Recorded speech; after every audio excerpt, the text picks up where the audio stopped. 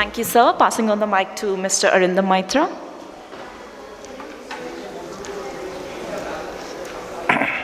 Thank you. So it's 5:34, and when you know that the panelists are talking among each other, you know you are very, very late. So I have only one goal. I will go through my slide deck in 5 minutes and break my record of doing 24 slides in 5 minutes. How am I going to do that? You just wait and watch.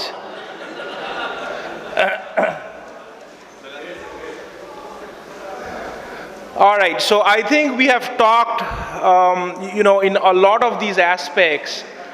So I'm going to highlight, one point that Mr. Mitra mentioned before he left, which was to kind of figure out what these cost numbers are.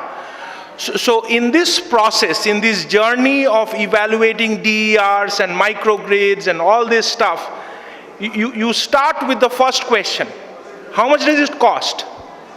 And how much revenue I will get? It's called feasibility study. The second thing is you work with your engineers to figure out the design.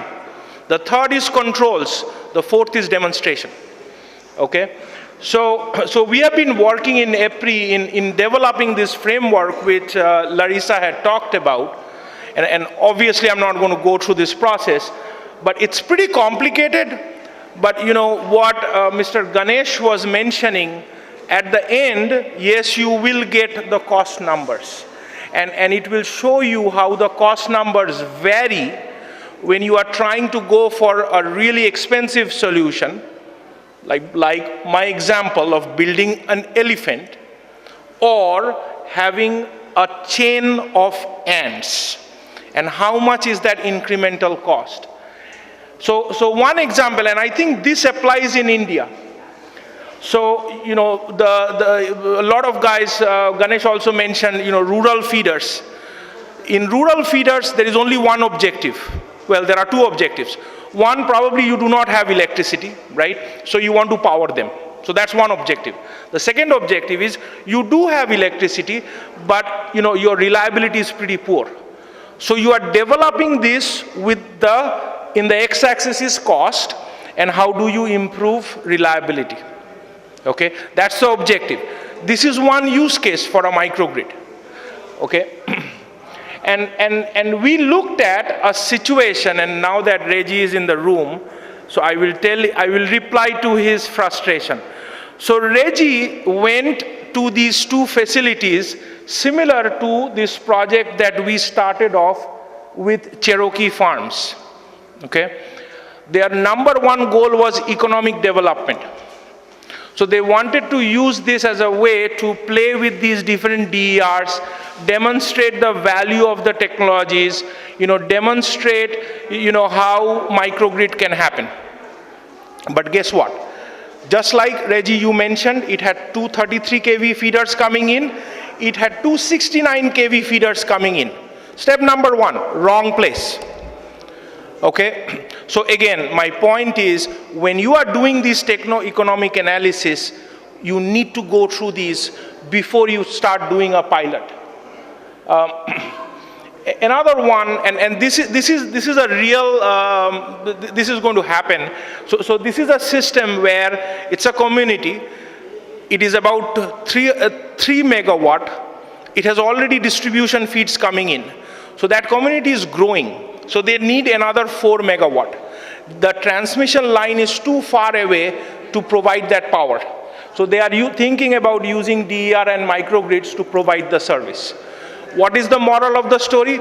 Reggie, we need to find these places to do the microgrids, not find a place and then think about a microgrid. So I'm sure you guys will have some of these slides. There are several takeaways in this process. I'm going to skip through this. One important thing that I will tell you is the importance of tools. So when Reggie and I go into this journey with Jayant in finding some of these places, the first thing we have to do is the techno-economic analysis.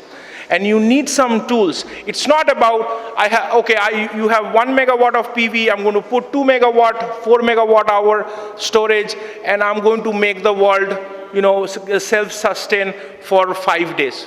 No. You need to find the objective, what is the problem you are trying to solve, and resiliency is probably not the problem here in India.